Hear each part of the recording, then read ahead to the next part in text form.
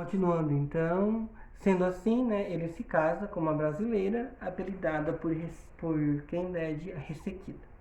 Depois de um certo tempo, Alberto e ela tornam-se amantes. Alberto e Kendé tornam-se amantes.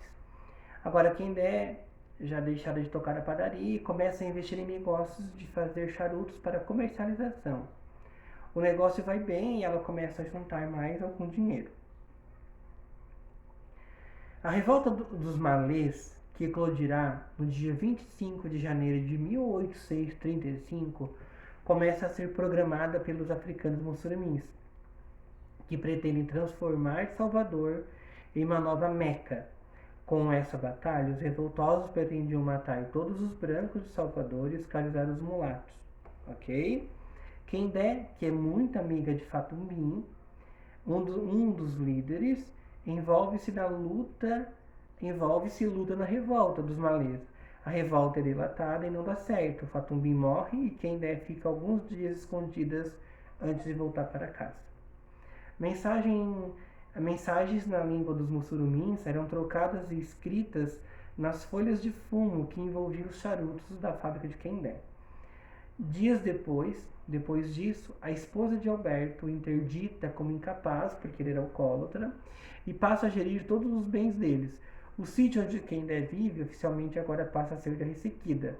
E ela, mais uma vez, procura uma nova casa para comprar com 5 contos de réis que Alberto lhe dá. Depois de tal revolta, os africanos, principalmente os livres, são perseguidos pela polícia, que depois da revolta dos malês, né? Que por meio de decretos, os próprios policiais têm o poder de prendê-los. Se tu é africano, ele para você na rua, te prende, te manda direto para a África, sem tu ter a necessidade de tu ser julgado por um magistrado. Por isso Kendé fica com muito tempo em casa. Todavia, precisando comprar comida, ela vai às ruas e, ao defender um preto velho que apanhava da polícia, ela vai presa, acusada de atentar contra a pátria e a coroa. Com a ajuda de Dr. Jorge, um mulato advogado que Kendé estava namorando naquele momento, ela foge da cadeia. Neste meio tempo, ela e o português Alberto não estão mais juntos, nem como amantes, e Alberto passa a ser traído pela esposa, além de ter sua fortuna toda confiscada por ela, como eu já falei. Alberto e Jorge convencem Kendé a deixar momentaneamente sua casa. Ismere e Omotumbo deixaram sua casa, a Ismere e Omotumbo, para se esconder em uma ilha. Lá na ilha, ela conhece a mãe de santo Mãezinha e aprende muita coisa dos ritos africanos. Certa feita, o Dr. Jorge a visita lá e eles dormem juntos. Mas ela percebe que não gosta mais dele. Lá na ilha, a mãe de Santo Mãezinha diz que ela deve procurar a nega Florinda na Casa das Minas, regida pela rainha africana Aguntimé. Lá dizem que ela é uma espécie de mãe de santo. Lá na ilha, na Casa das Minas, dizem que ela é uma espécie, que a Kendé é uma espécie de mãe de santo. E também diz que ela é uma espécie de mãe de santo também, e que ela deve ficar lá até poder ser iniciada no seu voodoo. E assim ela fica por 3 anos. Isméria morre, em seguida Sebastião. Neste dia, Alberto foge com Motum. E Alberto vende o Motum como um escravo. Ele vende o próprio filho. Eu não esperava isso de Alberto. Sabendo disso, Kendé Sabendo disso, Kendé volta e, desesperada, sentindo-se culpada, começa a procurar o Motum por todos os lados. Nesse período, Kendé passa a viver na ilha da Casa das Minas. Lá ela nos relata detalhes ricos da cultura africana e baiana. Ela também nos relata a história do padre voador, que é o padre Bartolomeu Lourenço, que teria criado uma passarola voadora, chamada hoje de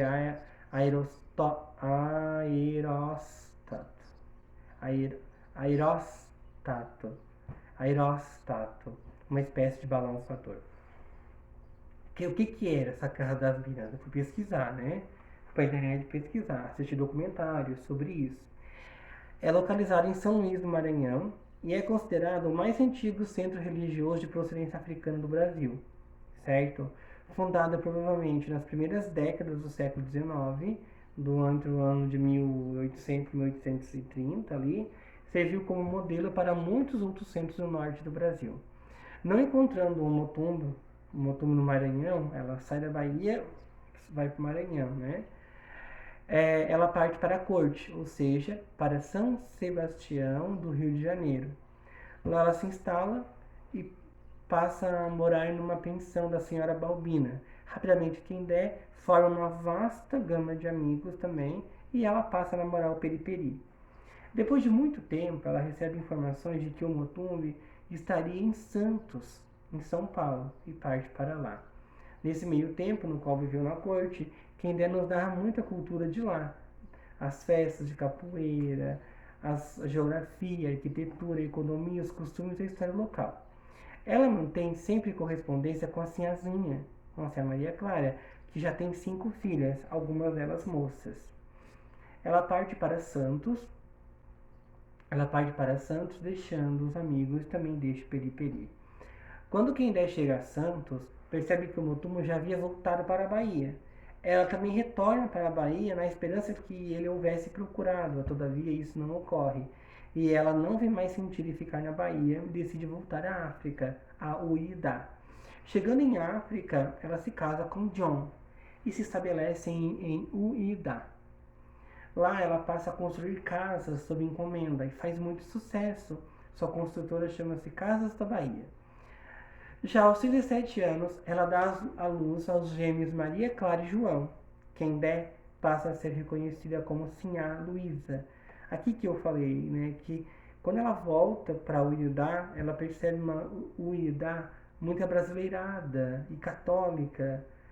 E daí ela começa então a ser católica e ela passa a ser aceita e ela passa a aceitar o nome dela. Ou seja, quando ela estava no Brasil, ela era muito mais resistência do que quando ela voltou para Uída, ok? Quando os gêmeos têm 14 anos de idade, John falece e ela termina de criar as crianças sozinha. Ela fica ainda mais rica e é respeitada por todos em Uída e até na Bahia. Tem muitos empregados, todavia nunca se permitiu a possibilidade de ter escravos. Vive sempre gastando parte de sua fortuna em busca do filho Motumbi. No entanto, só recebe notícias desanimadoras. Maria Clara e João estudam na França. Ela, menina, torna-se professora, chegando a frequentar a faculdade Sorbonne. Foi a primeira aluna negra admitida lá. Ele torna-se engenheiro civil e pretende seguir com o negócio da mãe, Casa da Bahia, de construir casas. Quando os gêmeos têm 25 anos de idade, eles se casam em um grandioso casamento duplo. João se casa com Isabel e Maria Clara com o professor francês Baldier. João casa-se novamente e ele passa a ter 2 esposas. Ele tem muitos filhos e Maria Clara tem apenas um, que morre afogado junto com um dos filhos do irmão. Grande desgraça assolou a família naquele período. Quendé já está totalmente cega neste período, e sua dama de companhia e cuidadora é Geninha. Ela recebe 3 cartas do Brasil, dizendo do paradeiro de Omotumbi. Assim sendo, contra a vontade dos filhos, Quendé parte para o Brasil com Geninha. Pronto, e o livro termina aí. Termina com a Quendé ditando a carta para Geninha entregar para o Motumbi, caso ela não chegue viva ao Brasil. E a carta que a Quendé dita para a Geninha é essa aqui. Pronto. A maravilhosa obra termina neste ponto, para entrar para a eternidade. Gratidão a Maria Gonçalves.